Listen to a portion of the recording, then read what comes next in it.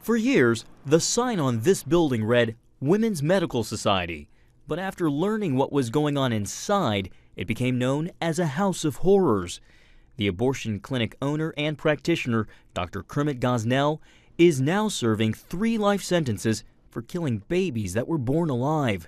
Last May, a Philadelphia jury also found him guilty of killing a 41-year-old woman in a botched abortion. A year after the guilty conviction, it's here in Los Angeles, the other side of the country, where the next chapter of the story is unfolding. Independent filmmakers Anne McElhaney and her husband Philip McAleer have made it their mission to make a movie exposing the truth about Kermit Gosnell.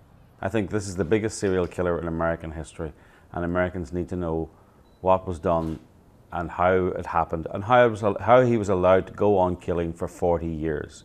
McAleer and his wife plan to bring the story to the small screen sometime next year. But first, they need to raise enough money.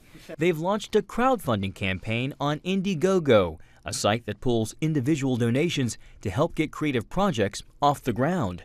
So far, they've raised about 90% of their $2.1 million goal. We feel an enormous responsibility now to tell this story well and to do it right. So we are very worried we're not going to meet the total. We're very exhausted because we're working so hard. But then every day something happens that makes us think, oh my God, this is extraordinary. Like last week, we had a man who tweeted out a photograph of his just born granddaughter and said to celebrate her birth on that day, he sent us $100. They view each donation as a vote, voicing opposition to what they call media censorship, noting the big network's refusal to cover the Gosnell story in favor of the Jodi Arias trial.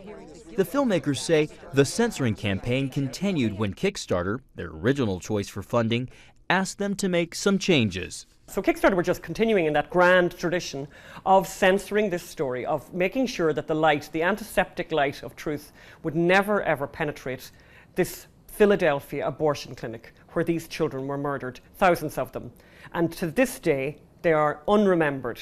We're going to change all that. They've taken their crusade to the conservative media, and their efforts are getting some help from major Hollywood backers like Kevin Sorbo, the star of the recent film God's Not Dead.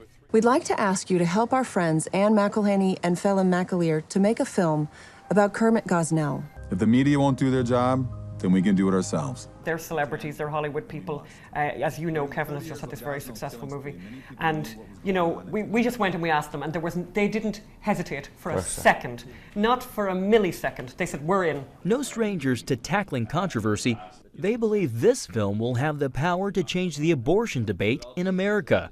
But they say that won't happen if they fail to meet their goal. Then all the money goes back to the people. The money goes straight back to their credit card.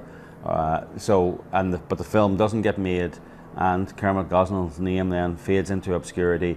His crimes fade into obscurity. And all the people who don't want the story to be known win. And his victims are never remembered. Something they vow not to let happen. John Jessup, CBN News, Los Angeles.